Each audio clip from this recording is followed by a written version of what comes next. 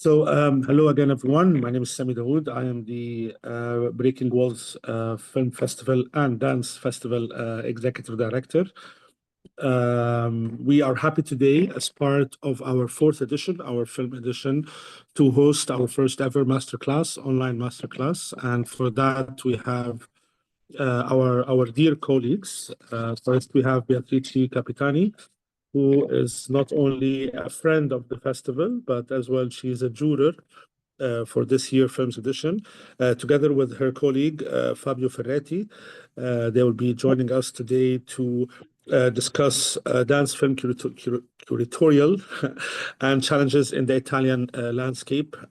I think this is quite an important topic to talk about, as it is a growing movement worldwide, and we're trying our best to do it in Egypt as well, to have to bring more the genre, the dance film genre, to the region and to promote it globally, is to get an idea of how different countries perceive the genre itself and the challenges that are there, whether the challenges are related to production, related to taste, related to technology, or all of the above, and much, much, much more.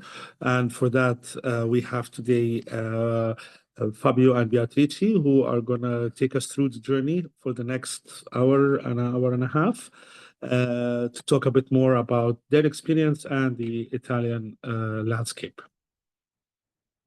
Off to you, Beatrice.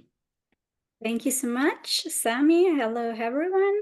I'm happy to be here talking with you about the challenges we face when we want to produce or to face dance films. So I'm gonna share my screen so we can see a little presentation together. Okay, here we are. Can you see it? Yes, we can. Super. So I'm going to talk a little bit about the challenges, and then my colleague Fabio will do an overview on the Italian best practices, in particular of the National Dance Foundation, which is the reality we work with. So dance films. So dance films are an hybrid form, as you know, that merges two kind of arts, so dance and cinematography. And the aim is to create a unique and time-based experience. Time is a very important topic we are going to talk about. Due to the format, it's important to dive deeper into the artistic and dramaturgical challenges, as we said, of video dance production. So, about these challenges, the first topic we want to face is the visual choreography. So, for example, we want to talk about how is to record dance shows and made a version for the video. An example is Rosas Dance Rosas, a very well-known choreography by Anne-Thérèse Kersmaker, filmed by Thierry Demey. In that example, the camera meticulously follows the dancer's repetitive gestures. So the choreography is very repetitive. There are a lot of details in the choreographies, and the director used close-ups to emphasize all the small details, creating a sense of intimacy that differs from the stage presentation. So that's a kind of a format we can use in dance films. Which is the challenges is to capture the spatial and temporal dynamic of live dance for the screen. That's what we want to do. For each topic, for each format, I noted a practice, so a suggestion you can do if you want to face this kind of formats. And the first one is to experiment with different cameras, distances, and movements. In that way, you can enhance the choreography flows and enhance all the little details. The aim is try not to focus too much on frontal vision and do not want to always keep a full wide vision. So focus on the details, focus on the shades of what you're filming. The second topic is camera as a dance partner. So one example can be Dana Rutenberg's films. So she's a choreographer, very well known. and she uses the camera as a very fluid flow. Sweeping moments mirror the dance's flow, creating an integrated dynamic. So the aim is really to go into the dance flow with the dancers and to follow them. So the aim is to move the camera as an active participant in the dance. A practice you can do is to rehearse with both dancers and camera operators to ensure synchronizations. So the cameraman and the director have to move together, creating their own choreography in space. So sometimes you see even the director moving physically the cameraman in the space, because it's really another kind of choreography, an addiction choreography in the film. The third topic is cinematic aesthetics. So the challenges in that case is to balance the film techniques, so lights and color grading, angles, and so on, with the essence of dance. A good example is choreography, all the choreography actually by Angelin Praloca, which is also one choreographer which the National Dance, Italian Dance Foundation collaborate with. Film by Cédric Clapiche. So he is one of his former directors, and he used dramatic lightning to enhance the tension in the choreography while perceiving the raw physicality of the movement.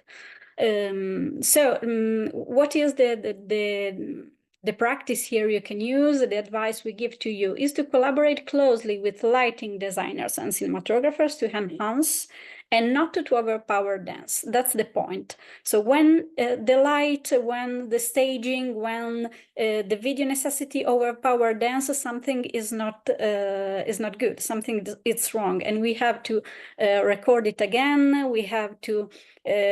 We feel strange when we saw it because there's a sort of imbalance. If we manage to balance it, if we manage to design the lighting and the set on the filming and on the dance as usual, it's even better. So the last part is editing and post-production. The challenge here is to maintain the rhythm and the fluidity of dance through editing. So not to cut, not to break the rhythm, not to break the flow that the dance have itself. It's not easy. A good example of it is Dendrophenomenology, a film by Tiffany Schlein, but usually a lot of film by her. She uses editing mirrors of the tempo on music and movement. So she really goes on the beat and do the cut of the film frame on the beats. And that's a really good relationship between music, dance, and films in that say. Why this dance film is interesting? Because she actually is not using body moving, so she's not using human bodies, but she films plants and animals and so on moving. So it's a film on dance, but actually the trees are dancing in it. So which is the advice in that sense? Use rough cut to test how well the editing aligns with the rhythm of the choreography, of course. And then remember that motion is not only choreography, it's not only human body, everything moves around us. So even when you film dance and a body moving in a contest, in a setting, remember that everything moves. So sometimes it's stronger than human dance itself. Regarding the dramaturgical challenges, the first one is, of course, narrative development. The first things you have to know, you have to face is what you want to say, is the message you're going to work with, you're going to give to the audience. So the challenge is to create a compelling narrative without traditional dialogue. That's very important. An example that I love is The Cost of Living by Deviate Physical Theater, very well known. And this is a storytelling piece, of course, because they talk about themselves, so they talk about their vision and mission and so on. And they use body language and symbolic setting to address themes of disability and human connection. They made a very well-designed use of words. So in the 90% of the video is about dance and body and so on, but they use a very balanced use of words, of dialogues in it, and every word is really well managed, and he's at the place in which he has to be. So an exercise you can do is to use visual metaphors and physical expression to communicate themes clearly. So use carefully dialogues and words.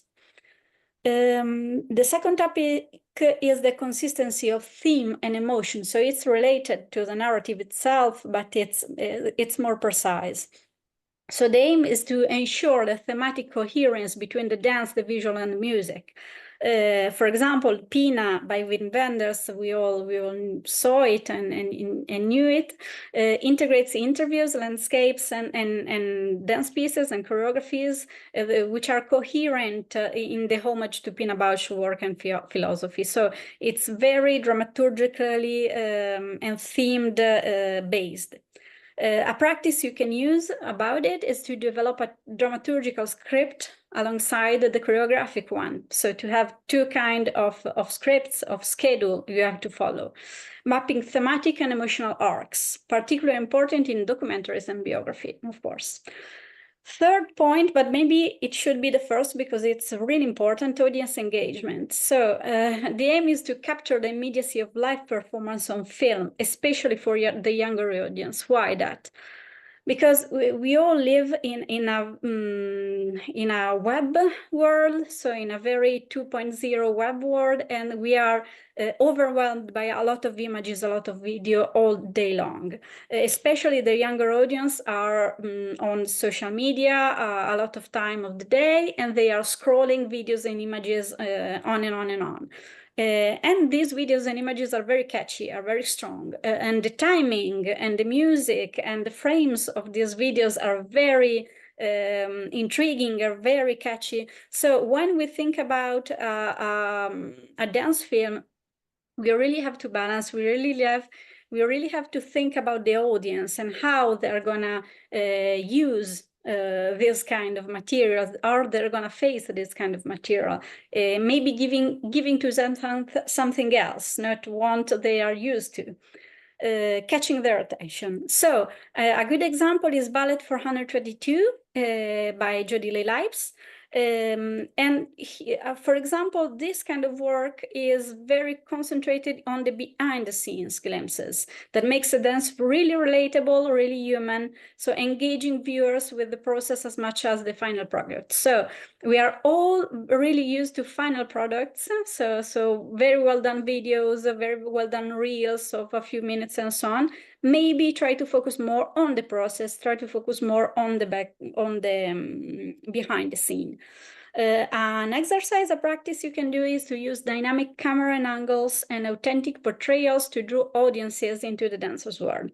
So, as I said before, give value to preparation, to poses. So, as I said before, a lot of video we saw, they are really hard in time. They are really fast and they go really fast. If you give more value to poses and to silence and so on, it's really better. Interdisciplinary collaboration. For example, we have Gravity of Center by Rubber Dance Company. And in that case, they really enhance the collaboration between dancers, musicians, and cinematographer to create an immersive experience. The important balance even here is that no elements overshadow the other. So the challenge, of course, is aligning the vision of different creative roles. And one exercise you can do when you're producing something like this is to schedule workshops and rehearsal to establish a shared languages between collaborators. So, for example, involve the cameraman and the director in the warm-up, and maybe in the editing you can ask to the dancers and so on. So everyone has to be informed and involved in the process. So how do we address these challenges? For example, we can experiment and we can adapt. So in the first case, we can allow some flexibility during the shooting for improvisation and problem solving, because there will be problems. It's normal. It's a new or it's a particular form of art. There are a lot of different languages dialoguing on, so it's normal that we are facing problems. To face these problems, you can do what, for example, in the Body and Soul film Crystal Pite did. So you can adjust the choreography directly on set. That's really helps. Second tip, audience-centered design. So always think about the audience. Always think about the message you want to give them. For example, in the Kandoku Dance Company film Unspoken Spoken, they use different diverse bodies and accessible visual language to make the piece engaging for a broad audience. So consider diverse audience perspective. If the audience see itself mirrored in your work, it's more alike to be engaged. It's more likely being engaged and loving it. Third point, technology and innovation. So it's the last one. How, of course, we all are really involved in new technologies, and we have to face them. Fabio is going to talk a lot about it. In Pixel, for example, they use motion capture technologies to create a surreal interplay between dancers and digital elements. So this is a kind of involvement. This is a kind of experimentation you can do between the human body and the new technologies in film. A practice, an exercise you can do is to research and test cutting-edge technology to find the new ways of enhancing storytelling. So even here, keep attention that the technology not overpower the message or not overpower the dance. So that's important. Okay, so in conclusion, what we want to say, first of all, that video dance presents unique opportunities to push creative boundaries, yet demands a nuanced understanding of both films and dance, of course. The artistic challenges can be overcome through careful planned dramaturgical objective, not fearing innovation, and always work with a strong team collaboration, as we said. And last but not least, by studying exemplary works and embracing experimentation, creators can unlock the full potential of this art form. So know what it has been done before you. So I'm giving my words to Fabio, but before, I just want to name the best experience of dance films in Italy. In Italy, the dance films field is mostly taken on by festivals. The first one is Choreografo Elettronico, which is the most ancient one in Naples. It's been going on in years, and it's the most established one.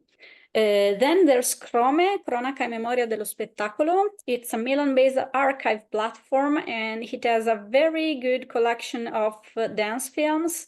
And as we said before, if you want to create something new, you have to know what has been done before. So archives are very useful. Fuori Formato, it's another festival in Genova. They have a prize for emerging talents and so on. Come is another one, pretty new. That festival is a very good festival based in Bologna, and it collaborates with the Bologna University. And then we have MOV Festival, which is based in Turin, and he tries to connect international presenters within the Italian dance film world. And then Cinedanza in Modena, but also in Italy, traveling in Italy. And they create a lot of different sections about video dance, and they really have an overview about what's happening in the field in the country. So thank you so much. This is a little introduction, and I leave the stage to Fabio. Thank you. Hello, everybody. Thank you, Beatrice. My name is Fabio Farretti, and I am the project manager in charge for development and special project for National Dance Foundation here in Italy, which is the National Choreographic Center. We are based in Reggio Emilia. And yeah, I'm gonna talk to you and to present the activity we have been doing since 2020 regarding the interaction between dance creation and virtual reality. She's one right now of our asset, let's say. So it's an activity we strongly are exploiting through different production. So I'm gonna share with you a short presentation in order to share you some infos. So here it is, just one moment. Just one moment.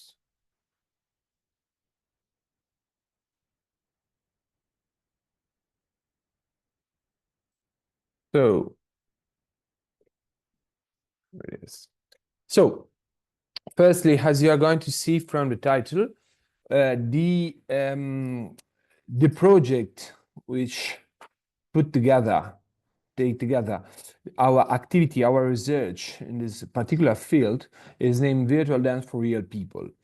Which is basically like a provocation we decided to follow when in 2020 we decided to create a dialogue between the dance production and technological innovation, let's say. Of course, one of the reason we started to do this kind of research was also the pandemic time. So basically, you're going to see we are National Choreographic Center. That basically means that our main activity is production. So we have a company, we do shows, we do production for big stages. So we were not so used to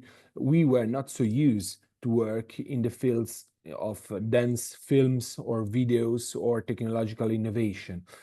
Unfortunately, during the COVID time, we had too much time to spend our activities not for the production, for the stage production. So we decided, firstly, because it was a necessity, then because it was an opportunity, it became an opportunity, that the research between dance and innovation was something to follow.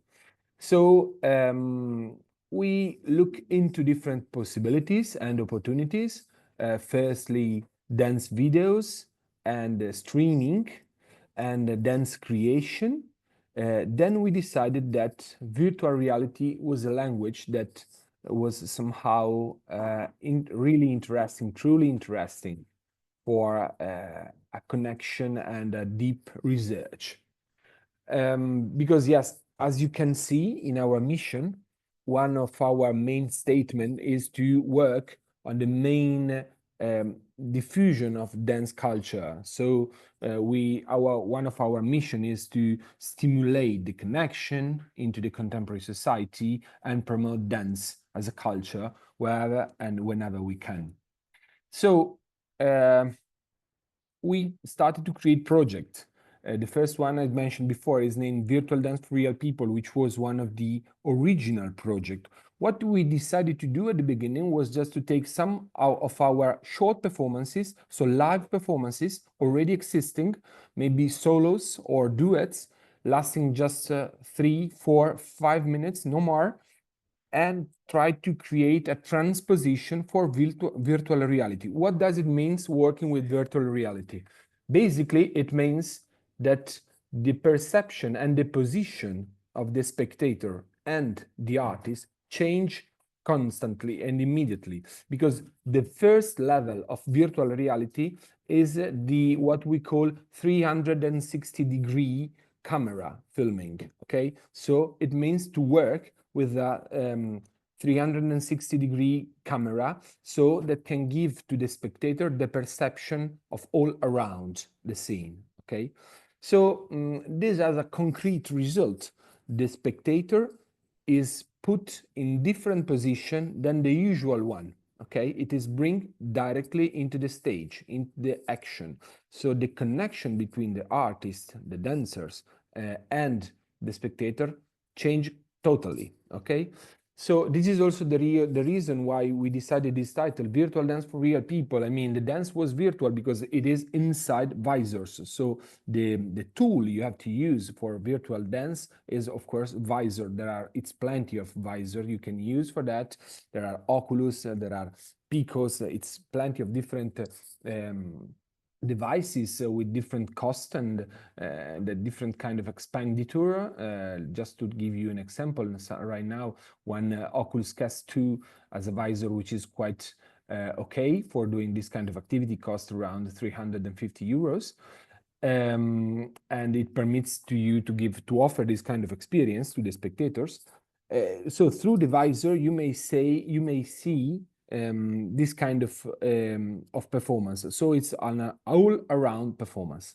But so real people, because the initial concept of these performances was to create a performances already existing only for a virtual space, but recreating a normal stage situation. So that was the original concept. So I mean, organizing a physical step, a physical stage, a physical set, but without dancers. So bringing people to a short space like a VR corner or a set that could somehow suggest something connected to the stage, to original stage. And then inside this stage, having this set, not the stage, sorry, inside this set, having just visors. So creating this double connection. Then you see another title, which is Double Reality, the monument and its double, which is something I'm going to speak at the end of this presentation. So as I was saying before, the concept we moved from the beginning was the opportunity given by this virtual reality experience. So this change of perception can create a new kind of experience for the spectators. So without the dance, you feel somehow anyway the emotion of the performative experience, which is something that has led us during these 5 years research. What we have done during this period, during these 5 years, has been many kind of production. I'm gonna show you later on a short trailer of one of the last performances. You can see the name of the titles of this performance that can be found on our website. Any of these are really different by the concept they bring.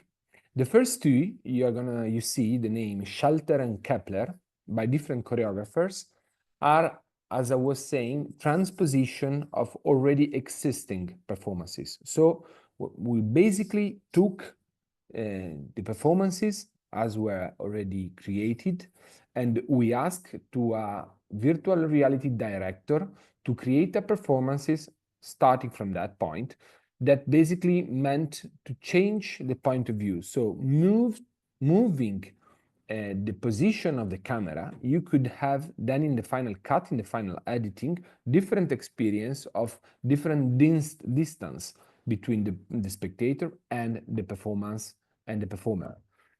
So Schalter and Kepler were this kind of transposition. Then we decided to add a new concept we found truly interesting. So a new element, let's say, from Meridiana that was produced in 2022. We started to work in strong connection between virtual reality production and particularly museum historical site specific building, having in mind that the possibility given by this virtual reality experience can somehow tell the story of a space that basically is not a venue, is not a theater, but a different story thanks to dance. Okay, so you may use dance in order to create a different experience, a different perception of spaces. Okay, so we basically started to produce performances inside specific situation, recording that, finding every time different point of view, and then living in these spaces, these performances. So any of the space, each of these performances, these 4 performances named Meridiana, Never Odd or Even, È pericoloso non sporgersi, and Don Juan, are linked to specific spaces, which are quite historical and beautiful spaces. For example, Meridiana has been filmed and produced in an old pharmacy in an old building in Modena, which is a city here in north of Italy. Never Odd or Even is in an ancient historical library. È pericoloso non sporgersi, which means it's dangerous not to look over, not to climb over somehow. It's something, it has been filmed inside a psychiatrical hospital here in Reggio Emilia, our city. And then Don Juan the Carnival, it's inside an old, it's an historical painting museum. So each of them, these sites, now have the availability of these performances in order that for us, it's a way also to promote our production, our activity, and for the sites, for the museum, it's a way also to promote themselves, giving a different, as I was saying, perception, a different offer, a different experience to their visitors or spectators. Any of these performances have been commissioned to and committed to different choreographers, as you may see by the names. To each of these artists, we asked to find a particular way to give them their particular point of view between the creation and the space. So try to use this tool, this really particular tool, which is the voir camera, which has this particularity, as I said before, that it's an all-around camera. So we asked these choreographers to take the challenge to make this bet, okay, which is not so obvious at all. In the meanwhile, we worked a lot in order to find different examples. As I was saying, Beatrice, before, it's truly important to understand who is doing what in this kind of very particular activities, and who is somehow developing new approaches to this specific technology. And it's absolutely not so obvious. And it is interesting at the same time, because what we found was that is that the audience is really eager about this kind of proposition. We are finding lots of curiosity because the devices, the visor, are truly attractive for the audience. So it's also a way, you know, to catch different kind of spectators. That mean like young audience, particularly like teenagers and so on. Immediately when they see visors, they are immediately catched by the idea of looking at dance performances thanks to this kind of devices. And so in this way, we are promoting dance performances that normally they won't go to see. They don't go to see in the venue, in the theaters, but thanks to virtual reality, we make these audience development, audience engagement activities.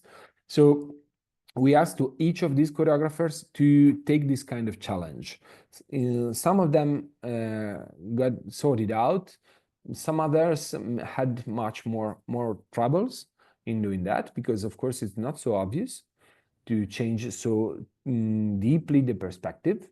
But at the end, what we have right now is like this short repertoire, small repertoire of 6 performances. We are producing more right now. That any of them give a different perspective. For example, there are some solos, or there are like the last one you are seeing here in below, Don Juan the Carnival, which is actually an extract by dance performances, dance production for the stage. And in these voir performances, you may see the entire company. We have a company with 16 dancers, and all of them are dancing in this beautiful museum, presenting a short part, an extract of 8 minutes, no more, of this in this way, so in the virtual reality way. Also because what we noticed is that a dance performance in voir can't have a length more than 6, 7, at maximum 8 minutes, because the comfort of the spectator is always something to be looked at. So I'm gonna here you will see just a short introduction of the last two of our production. The other one, I'm going to show you the trailer in a minute. It's Dangerous, not to look beyond. And it's totally different because it's a solos that has been created inside this psychiatrical hospital, which is now a museum.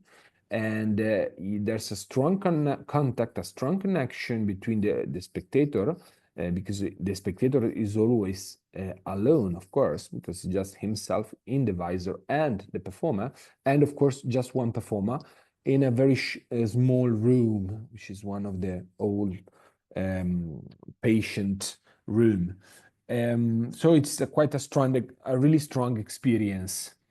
On the opposite side, as I was saying, the last one was Don Juan, which is a totally different experience, more open, more widening, because you will be inside a dance production with 16 dancers, big choreography happening through this main hall, main corridor, and so on.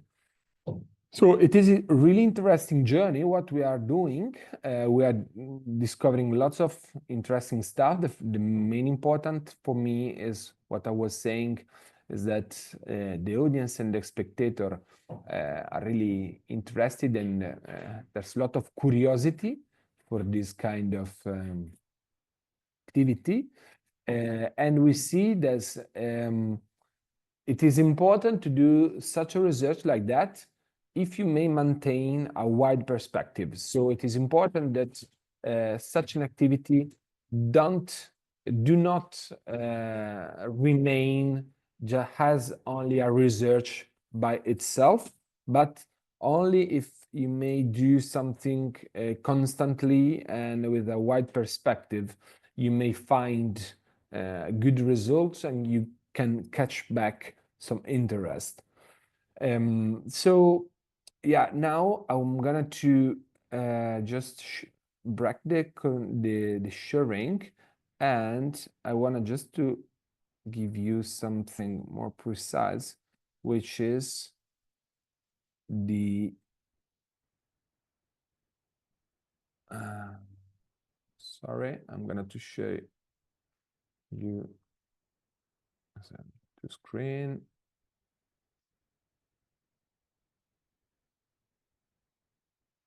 Are you seeing, do you see the black mirror? Black screen? Just a moment. No, it's a regular screen. Okay, just a moment.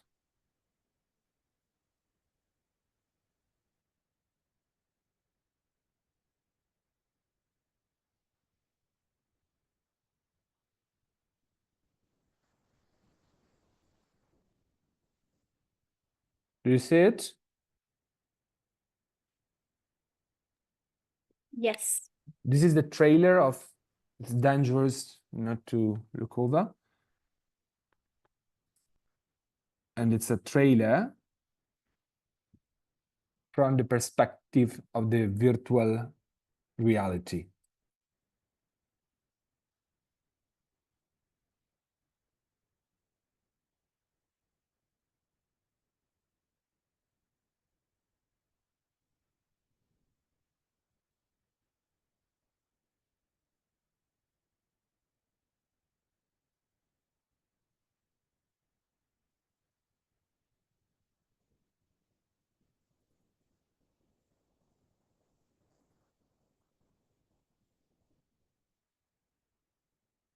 So it's just a short extract, short trailer, but you may have seen that in this case, the choice of the choreographer, Francesca Lattuada, was to create a strong interaction between the spectator and the performer using different point of view. So very a close connection on top, on the floor, So changing constantly the perspective of the filming and then of the editing in order to move constantly the point of view of the spectator. This, of course, creates lots of an experience really, really strong.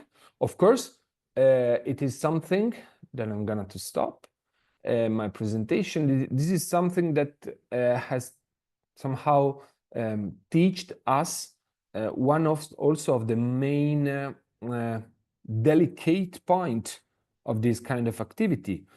It is an experience really strong. The audience is not at all so prepared here in Italy. And so bringing a spectator into such an experience can create different emotions. So for doing this kind of activity, it is truly important to focus very well on the user experience. So finding the best way, to prepare the audience, to let them into a comfortable space, try to understand if they are prepared or not, if they are experienced or not, because sometimes there can be somebody that doesn't want to be part of this kind of experience. So yeah, this is so the main opportunity of the virtual reality for dance is that it's a tool, it's a way to broaden your audience and broaden the research, because it's a double way to make research in this field. Then, of course, there are some points that has to be truly attentioned, because it's a completely new word to exploit. Thank you very much. For any question, I'm available.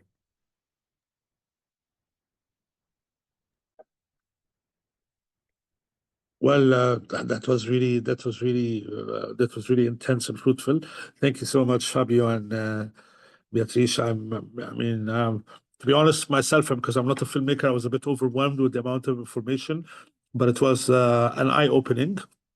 Definitely, to see especially with our background in Breaking Walls Festival, that we have a lot of, especially the Egyptian filmmakers, they all some of them studied filmmaking, some of them studied choreography, and they try to combine both, and putting into perspective all what has been said. It's definitely an eye-opener on how to tackle things differently, with the little tiny techniques, to the artistic vision, to technology that they used. I guess I have a question, and then we can open the floor for our wonderful audience to ask. Is if you would give an advice, for someone who's barely starting, let's say the profile is someone who's still studying cinema, still studying film, and they have a bit of experience in choreography, what would that advice be?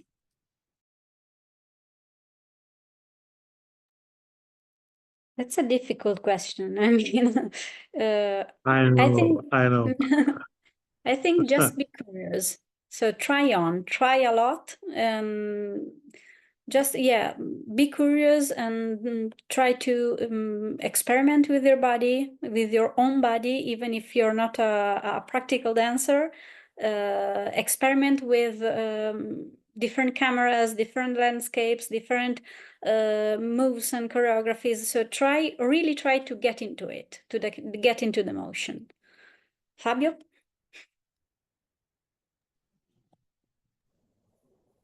Yeah, I totally agree. I think that basically, of course, I spoke only about specifically the connection with technology, much more virtual reality, which has somehow some much more difficultness, because it's not so obvious to have also the technological deployment, to afford it. Or the production itself, yeah, exactly. Yeah.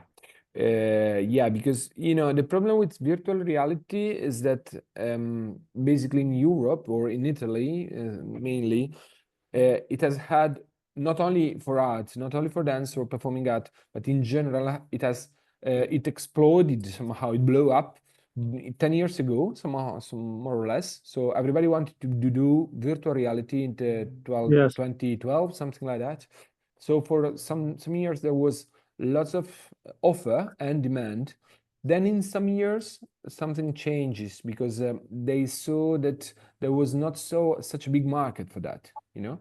So right now it has become again something more specifically, more without a specific market.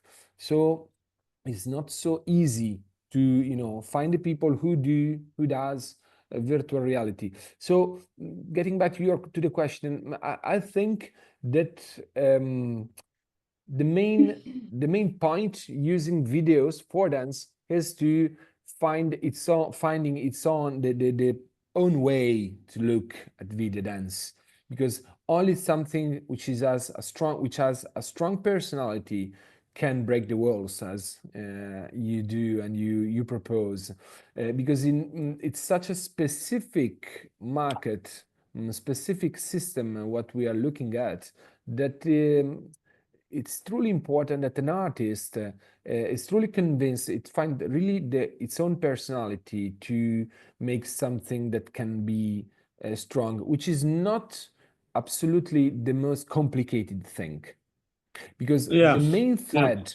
then I'm finishing, the main thread I see when I see and I watch a dance film or war film is that sometimes technology, it's something tricky because it's something that can offer lots of big opportunity, but then at the end, the artistic concept can become weak.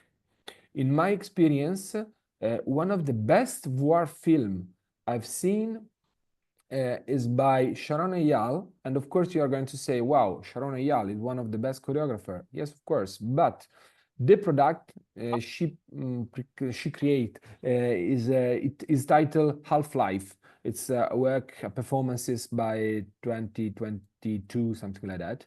Well, it's a dance war film, um, which has been recorded on a stage, on a venue stage, in a theater stage, you know, with theatrical lights and with a choreography. It's an extract by a live choreography, okay, but the way she creates the film, so the study she made regarding the point of view, so the position of the camera is so beautiful that create a very strong connection with the spectator. So at the end, what I'm trying to say is that the most impactful and profitable performance and production an artist can do is something that has to be pure, you know, has strongly to be pure, especially when we are dealing with technology. The more we work in technology, the most we need to be pure, okay? Because otherwise, when we see works with visors or maybe augmented reality, and then we put lots of stuff, technological innovation, it's so difficult to get the true concept of what an artist can do. So please be always truly and strongly connected to the artistic concept and the strength of the concept you are proposing. I have a lot of questions to ask, but then I'm sure we have some of the audience that might have questions. So please, whoever has a question, please feel free to just shout it out. So anyone, don't be shy. I have a question. Okay, Hazem. Hi everyone, thank you Beatrice, and thank you Fabio for this wonderful informations and for this session, and thank you everyone who's joining us this class as well. My question is, it's a comment and also a question, and because Break and Walls also Break and Walls dance films started because of the pandemic, and it was a co-creation between the Italian Culture Institute in Cairo and in Egypt.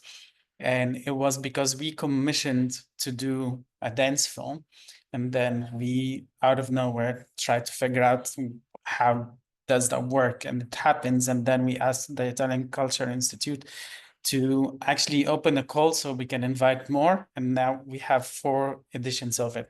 Luckily, it's happening. But there is always a debate between because dance as a performance and as a form of art is very specific, and it's really intimate. When you put it in the videos, it's not the same as you put it on the stage. And there is always this deep debate on how much farther can we go put dance and not force, but just like let dance go with the flow, with the virtual reality and with the videos and with the films and with the film industry. And if we have to see it as the classical form, that it has to be a performative for audiences live. And this is like the future of the dance films and dance performances itself. Does this would take out of this, and how can you decide if this is specifically project I want to do it as a dance or a performance or as a video dance film or a virtual reality? Yeah, I don't know if I'm clear or not. I'm sorry. My dog is angry at me. Now, regarding the virtual reality, I'm letting Fabio respond. But regarding the relationship within the spectator and the format, so and the film or the show and so on, it's always a matter of intimacy at first and proximity in the second place. So you can create intimacy even if someone is not here physically, so even on a film. So you can really get in touch with the audience. You can really touch, you know, the chords of the audience, even if you're far away. And in the same at the same point, if sometimes there are shows that are really close to you but are really far from you, no, really far from what you want to see, what you want to feel, and so on. So I think it's a difficult balance, but the point is always have in mind what you want to say to them. Because I think that one of the most difficult part in working in the contemporary dance field is that not always the choreographer has in mind what he want to say to the audience, what reaction want to create in the audience, what message is he or she want to take. So if you have a clear intention, if you want to build a strong relation with the audience, that has not to be always good, always happy, always, but maybe you also want to provoke it a little bit, you know, to use a sort of distortion of the message. That's good, but it's a reaction. So you just have to be clear with the message you want to bring, and if it's far, what medium you're going to use, what kind of walls are you in, so the digital ones or the theater or maybe a live performance that is very close to you. It doesn't matter, but what you have to say really does.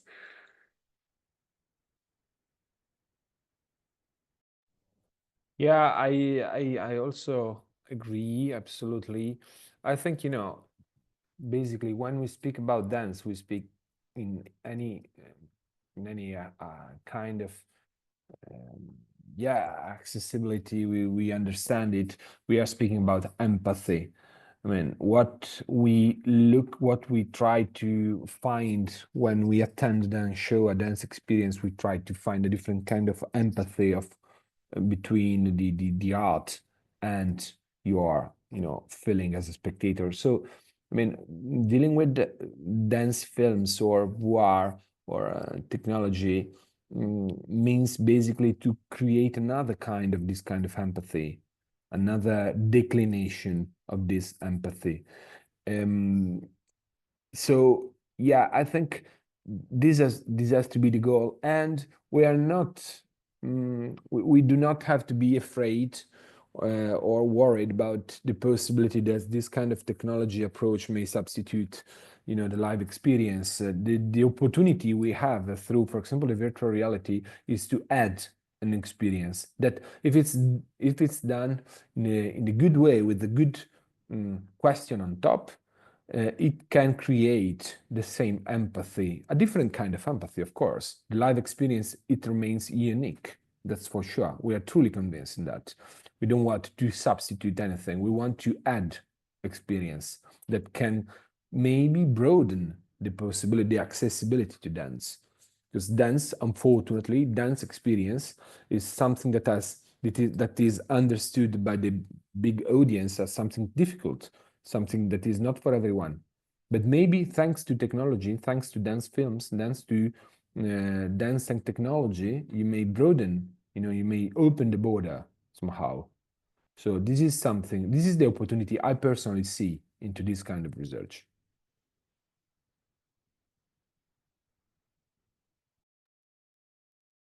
Thank you.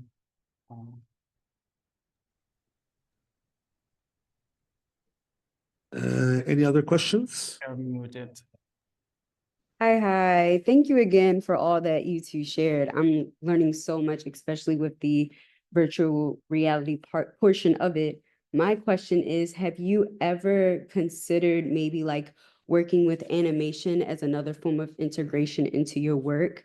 Because I'm just thinking about lately when I'm trying to pull inspiration for film myself, I tend to look at a lot of like short animated films from, say, college students who are, submitting for like a senior project or so. So are you thinking about incorporating that?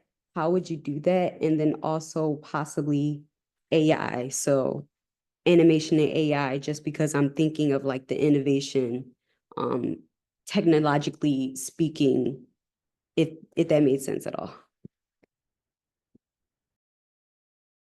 Yeah, I take the floor for this because it's mainly my work. Thank you for the question, Destiny.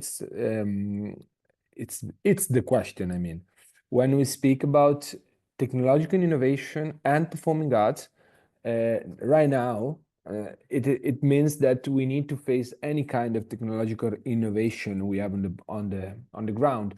And virtual reality is not at all a technological innovation because, as I said before, it's something that has more than 15 years of development, and it is not something on top right now. So when you are speaking about animation or AI, it's something we are working with.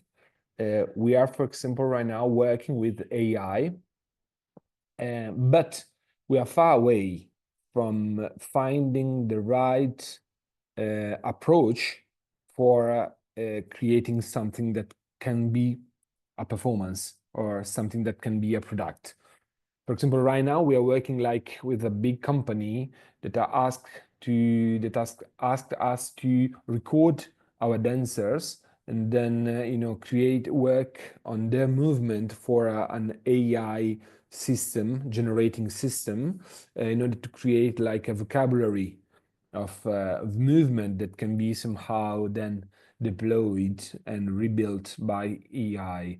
But it's something we have not so far well learned or understood in which way this could become something profitable on the artistic sense of it for the stage. I mean, the virtual stage, any kind of stage.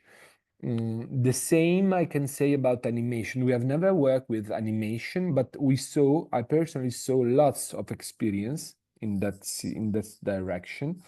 In this direction, I suggest you to see the work of a Swiss choreographer named Gilles Jobin, which is one of the most advanced choreographer and artist regarding this kind of matter.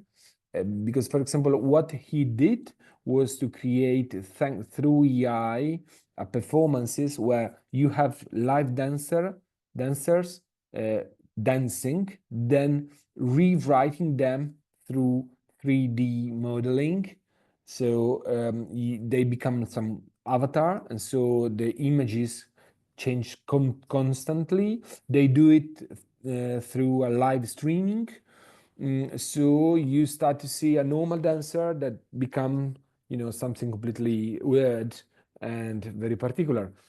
This is a very, very specific research. I don't know personally, again, which is, the perspective of this kind of research. Of course, it's something we are going to do. Everybody's going to do that in 10 years. I mean, I'm not sure that there will be, theater that will propose, dance experience like this one instead of live experience, live shows.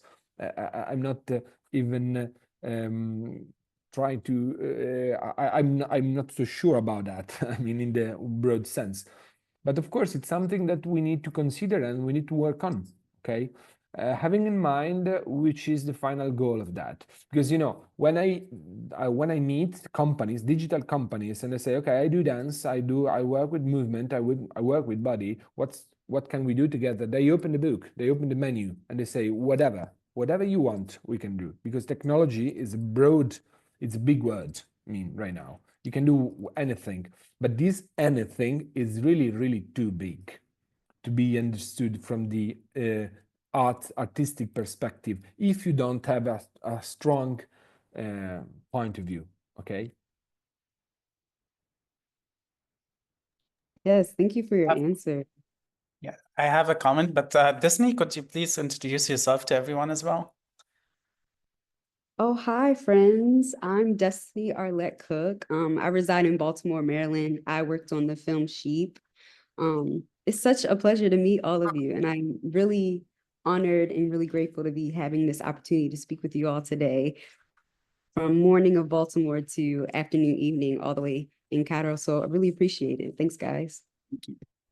I have a comment, by the way. I was in 2017, I was at the studios of Gilles Jobin, and I tried actually the virtual reality myself, and just like I put it, so I put myself as one of the dancers, and that was completely different universe. It was a huge experience. But at the same time, since we're talking about Gilles Jobin and I've seen it physically, it's costly, to be honest. And also it has to be done with a lot of measures, because you have to be careful with the dancers. They have to be in a very safe space, and everyone just like, there's observers to watch what they're actually doing with the virtual reality, so they cannot harm themselves, and at the same time not jeopardize the choreography and the creation itself while they're doing it. So how this is possible to do it in some places, let's say Egypt right now. For us, this is going to be way too costly, to be honest, even to try. But how can we start this from little, so we can actually go further? Of course, not like Gilles Jobin, hopefully one day, but how if we want to start something, a small program for dance in virtual reality, what would be the advice for us that you would give to us?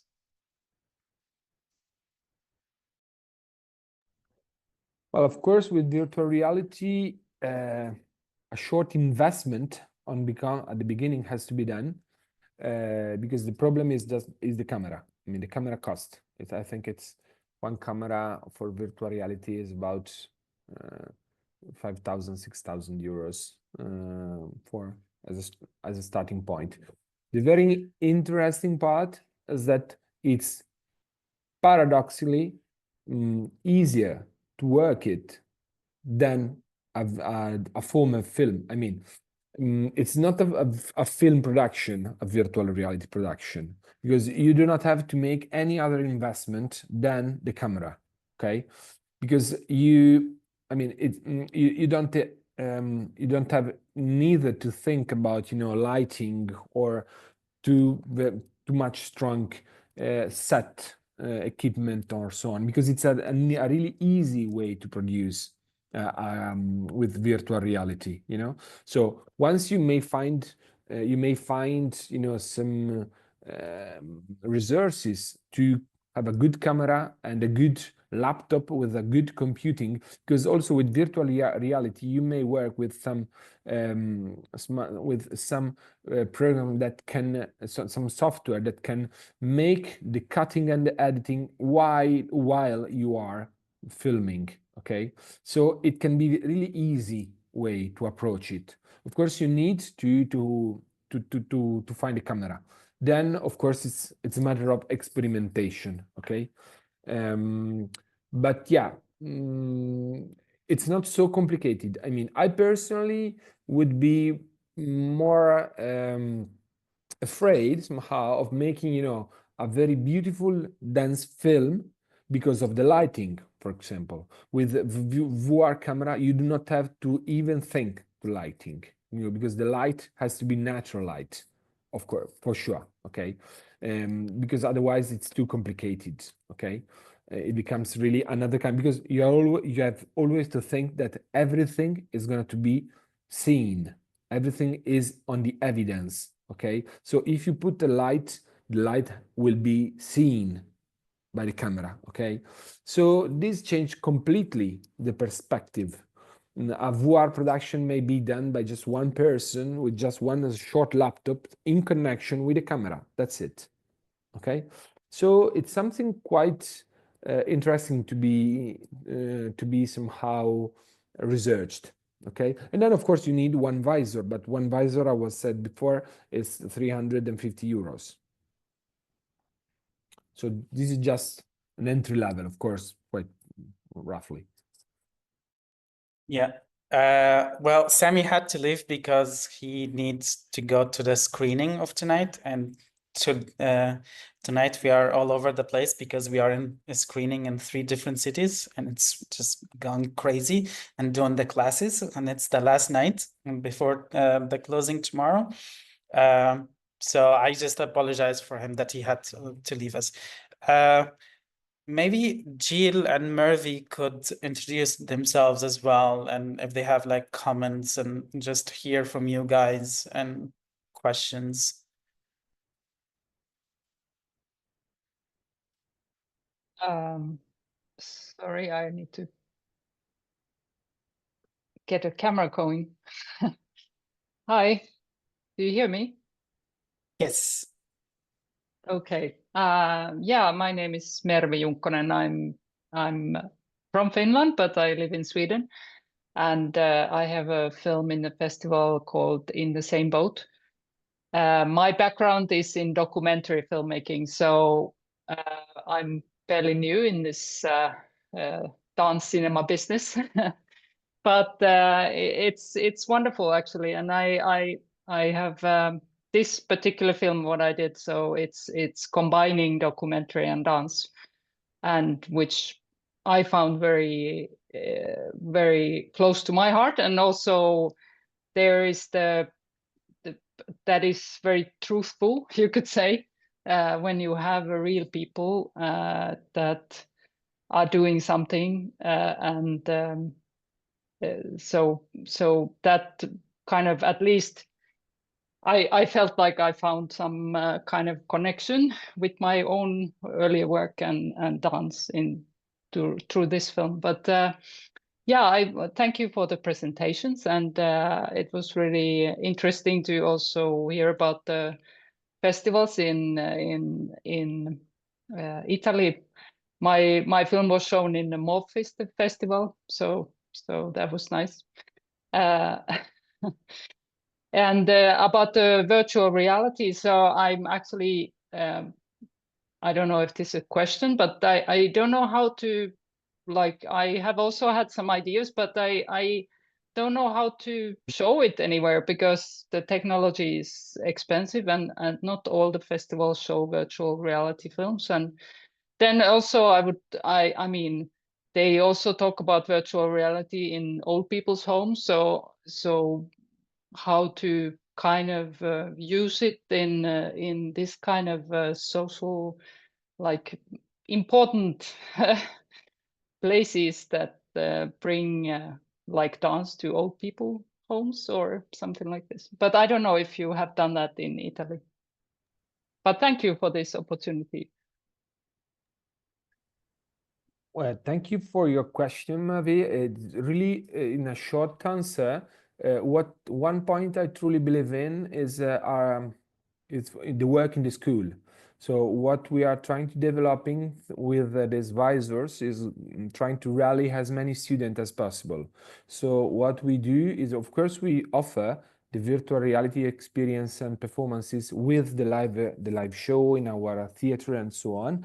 But something I truly believe in is to, rallying students. So maybe bringing visors into the schools and, offering to 16 years old, 17 years old guys and girls this kind of experience, and then maybe asking them to fill a form saying how was your experience? So would you like it? What do you think about dance? Have you ever been to a theater to attend the dance shows?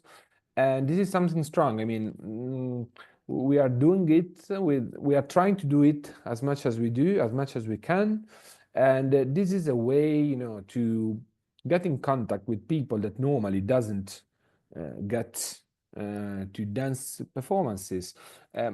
I'm not a fan of the idea of sending visor to people home. I don't want people to see dance films or dance experience at their home. I mean, it's something that, of course, can be done, but I prefer personally that somehow the attendance to this experience is done anyway in something, that can be like school or theater or cultural institution or maybe museum. So we are strongly working on this idea of having in our region a museum for each region, for each territory that has like a VR corner. And inside this VR corner, you have this, you have 2 or 3 visors, and everybody can go. And then when you are passing through, you're maybe attending a museum, you can have somebody saying, do you want to see a dance performances? Having this dance experience with just 2 or 3 visors, a good screen, a good video explaining, the approach and so on. And, creating like a connection of different cultural institution, cultural sites that have this dance offer through virtual reality. This is something that is for us interesting in order to broadening our audience and, offering something new and different. I meant old people's home, not home to. Yeah, of course, old people. Yeah, I got it. No, this is something, of course. Yeah, I mean, this is something perfect, in order to reach people that normally can't go to venues. I totally agree on that.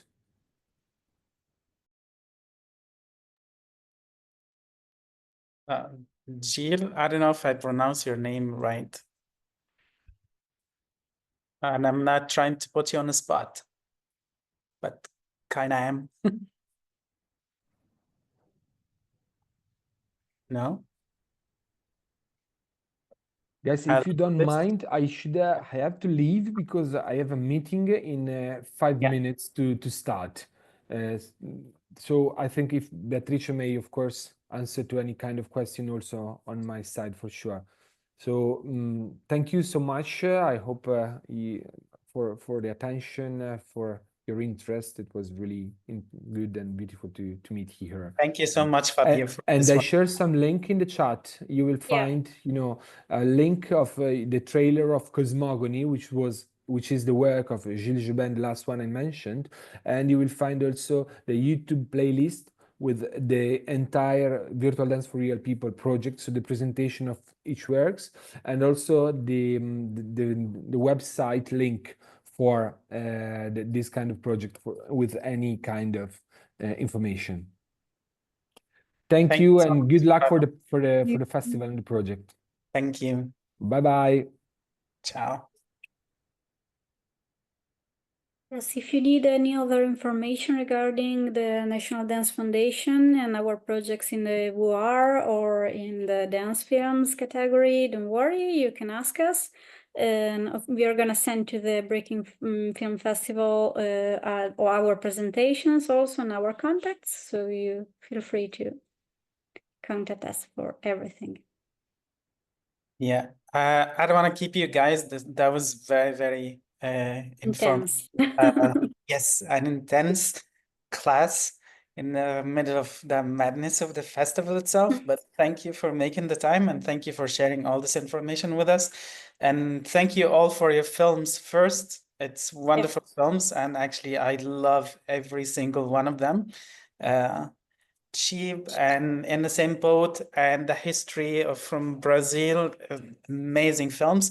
I wish we could screen them forever, but the time. Yes, and hopefully we're gonna have you tomorrow with us in the closing also. I don't know if Sammy sent the Zoom link or something, because we're going to stream it live also. Okay, thank you. Yeah, I didn't know about that. Yeah. Me neither. Yeah, I will make sure that Sammy also sends you all the information and all that, so you could be with us, and hopefully we're gonna grow up a little bit more in the coming years and be able to invite you all here and come to the crazy city of Cairo. That would be lovely. Awesome. Thank you guys so much. Thank you. Thank you. Thank you. Thank you, Beatrice. You're welcome. Ciao. Ciao. See you.